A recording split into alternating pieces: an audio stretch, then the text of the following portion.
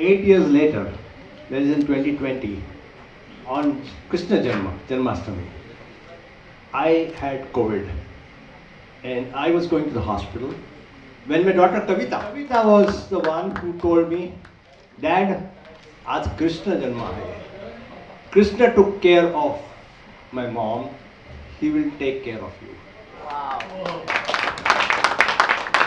And indeed, it is because of the blessings of Lord Krishna that you see both of us.